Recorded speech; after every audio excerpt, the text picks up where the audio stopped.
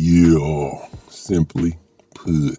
Just want to impart a little bit of wisdom on you guys today. Yoda, go ahead on and like, share, subscribe to my channel. Leave in the comments in the comment section below.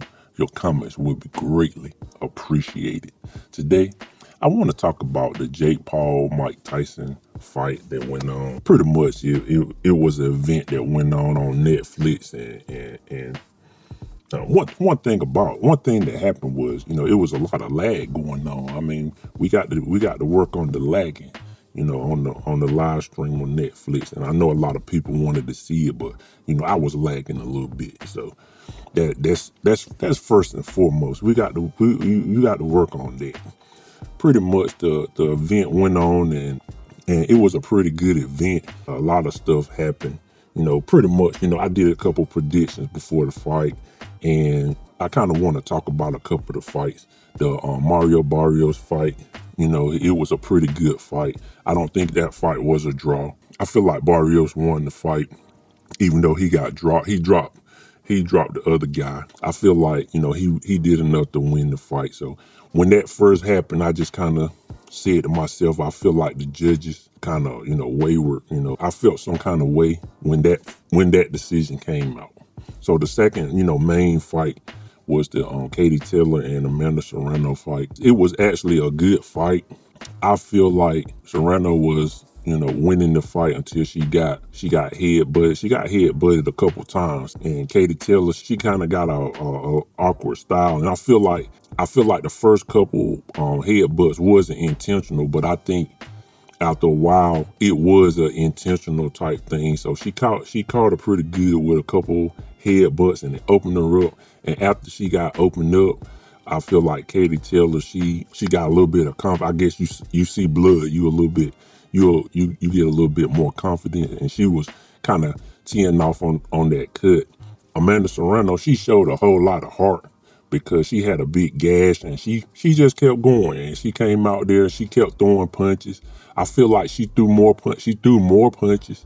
She landed more punches than Katie Taylor, but I feel like Katie, after that cut, she had more precise punches. She had more kind of meaningful punches, but I still feel like Sorrano won the fight due to activity, and that was a pretty good fight. Not sure if they're gonna fight again because it was a lot of controversy, and the scorecards as well on that particular fight was kind of iffy.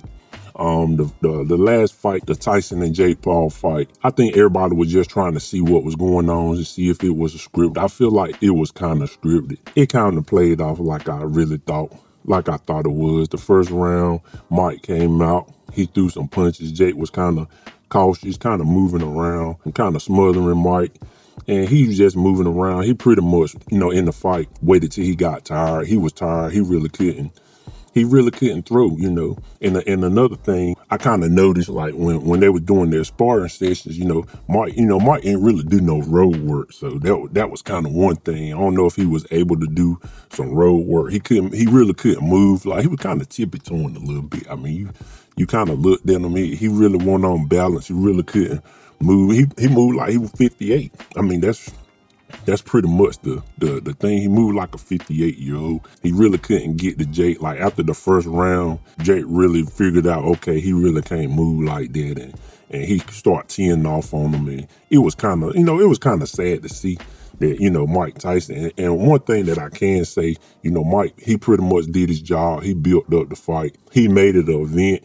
Jake Paul made it an event, and I always say this about Jake Paul. He's a promoter. He's a promoter, and he makes events. They cashing the check. They pretty much filled up the arena. They did a good job. They was on Netflix. They cashing checks today. So, no matter how you feel about Jake Paul, he cashing a check today. Mike Tyson, he pretty much made the fight. He made the fight. Seemed like it was supposed to be something, but he cashing a check today. So that's one thing about that. He was just, he just ain't the same. Back in the day, Mike would have dropped him in the first round. Like, he would have got him out of there. And, he ain't do no road work. That was one thing. He ain't do no road work. He ain't work on his mobility. He just worked on, throwing punches. And he ain't really throw like he should have threw.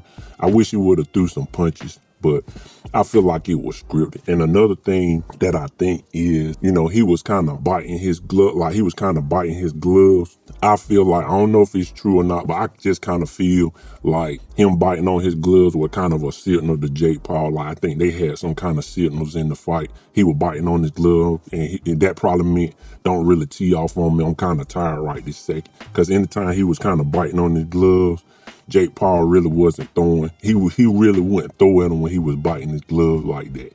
And Mike don't normally do. He said he do that all the time, but Mike don't. He don't normally bite his gloves like that. I ain't never really seen him bite gloves like that. So that probably was a signal to Jake Paul. And then at the end of the fight, Jake could have really teed off on him. The last 2 rounds, he really could have got him out of there, but he didn't. He didn't get him out of there. He just kind of teed off, moved around, and kind of stayed at bay and won the fight. I mean, the thing about Jake Paul, one thing about him is he want to be the villain. Like, really, if he really wanted to be the villain, he should have went on to dust them off. Like, if he really wanted to be a villain and want people to like hate him and stuff, and really build a reputation of him being a bad guy, he should have went on and dusted them off. Like, if you want to be known as the bad guy, because most people were looking at the fight, they just were like, okay, I just hope he don't, I just hope he don't dust this guy off, because Mike, he ain't had no business in the ring like that. He ain't really had a whole lot of business in there. If I were Jake, I would have dusted him off. I ain't even gonna lie. I would have went on and dusted him off and been a big villain.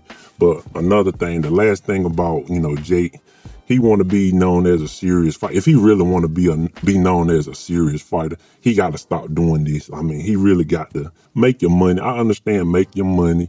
I understand that, but if you want to be serious about being a boxer and be taken serious, you got to fight some boxers. You can't go in there with old guys and MMA guys and guys who can't do it. I mean, it's a couple guys you can make some fights with, but nobody's going to really take you serious until you fight some real boxers, man. You got to go out there and you got to fight somebody. Like I said in my other video, the only real boxer he fought Tommy Fury, and he couldn't beat him.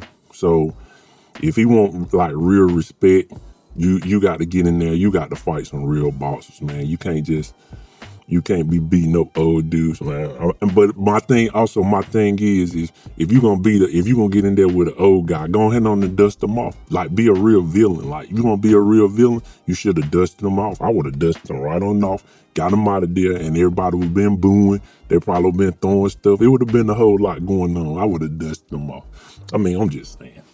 Anyway, just want to impart a little bit of wisdom on you guys today. Yoda, go ahead on and like, share, subscribe to my channel. Leave in the comments in the comment section below. Your comments will be greatly appreciated. And like I always say, love you guys millions, and I'll talk to you later. Clubber.